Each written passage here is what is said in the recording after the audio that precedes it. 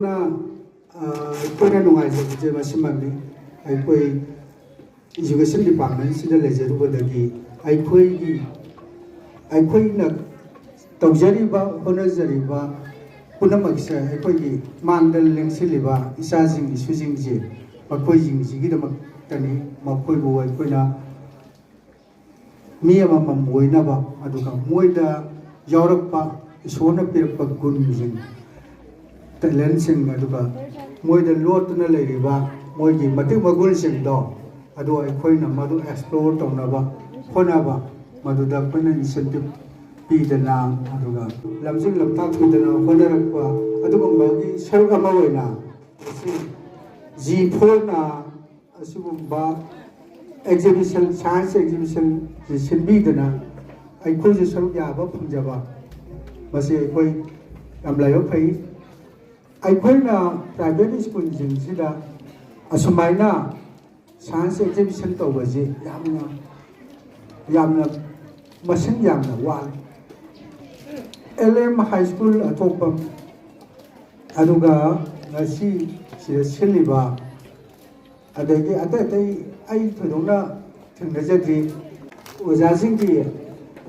yamni farchang ba adugumba ma oibaduna mase pakpak hek tawde adugo aikoina zonal level na sei gi boina pangthok sabada school jingna moi gi angang jing do selected angang jing magi guide teaching jina puthoraktana magi model jing exhibition tawba khotpagi adumaina tawbadi sei khudingi tawi duga ayamba private school oro government school oro sumaina exhibition science exhibition tawbase yamna masing de adu sumaina ji bona tawbidana angang injibu lamjing lambak pidana sumaina scientific oiba inolama moida lamjing dana tawrise yamna singthaningai ni masima koi lensin biriba school jigi wajasing duga management da biriba khwai puna makki tawime de dai advaini lawje masi aikoina wajawiriba aikoina office ta lejenga koi puna makse aikoi angang jing jigi da makta angang jing ji kamai tawga ni wo hingadage angang jing ji magi hajaba khamjaba aduga moina tawbangamba ado aikoina madu lamjing takpidana mimangda puthokdana moina khangbodo mimangda ilhanba ngamba ngamnaba honaba adu oiramane koigi badagi maruoiba koigi thodang adugumba maruoiba thodang do gasi G4 gi wajajing jina lobidana gasi aikoi ujare model kaya ama adu gasi puthoiba angang jing jigi level da puthoiba model sing se aikoi yam singthaningai ni gasi moigi nauriba hojiki level sida moina suma model puthokani haidana model puthokdana madu moina puthoiba model tungdugi maramda kaigumba khara aikhoida moina haiba ngamba utpa ngamba mase aikoi yamna puni thoganingai hoimaduna lakadaba matam jing sida ju ajasing jina kathokga loinana angang jing jigidamakta khona berakani aduga lamjing takpirtana masi thulaiba angang jing sidagi hena khara extensive oiba program jing pangthok piraktana ano ba adukoi gi phajaba model puthokdana aduga ngasi thokpada yawdaba angang kaya su matungda jawhandana hena participate tohandana asawu program sing pangthokpa ngambo review aduga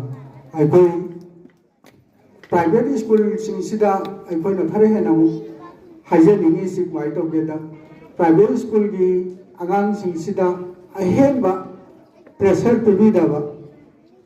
tapi bada homework ta natraga any hiramda aikoi anoba education policy sida hairese aikoi kawai tawna angang sing sida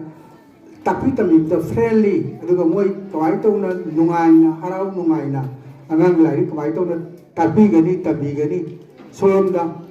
yam kan emphasis pi aduna wajasing sina aikoi ki private school ki angang sing se aikoi लोनमक्कीदी नत्ते अइना थमजनिंगिसे अनांग pressure पीमनबदगी मखोइदा growth mental pressure खोगी अकायबा लापा अदुगुंबसु यावदबा नत्ते अदुना सुगुंबसिंगसी अइकोइ ओजासिंगसिना बैलेंस तौबिरेगा अनांगिंजु फनबा अदुगा ऑल राउंड डेवलप तौबा ngamnanaba honabada ojasingjina asoba thongtang lobirakani haibase masimajoi masigi thajabaju ojajinu thamjage aduga amukasu hanna aina koigi yamna thuba matamda koigi school ji recognition phangdiba kuidri masida siyauna yam thuna growth torokpa angangjing koigi kanmakangi aikoi hauribadagasu aikoina लाक्सबा मतमदा कोई cultural की ओइबा class का हापतना music class का तौरमदो अइकोनी surprise ओइबा इतै ते ते school दिदा तौदबा अदुना अइकोना अइ समजन जरा कांदा जी4 हारिबा स्कूल जे अइकोना यामना आशा तौजबा कोई जोन 11 दगी अइकोना जोनल एजुकेशन ऑफिस दगी यामना आशा तौजबा अदुगा अतेनो तमदा याम थुना ग्रोथ लैबा अदुगा तुमदसु असयामना तौजरिबा अदुगुमा स्कूल अमने मरमदुना ओजासिंगसिना कथोकपगा लोनना अगांगसिगिदमका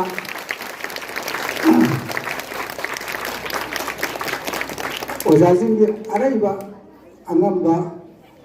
शक्ति पुथोकिदना अखंबा बुद्धिलक्षण पुनमक सिनबिदना अंगांगि मुसबिबदा अsoba तोदांग लोबिरकनि हागो फुंगे थमजरगा आई पुनम तोमना थागसै थैंक यू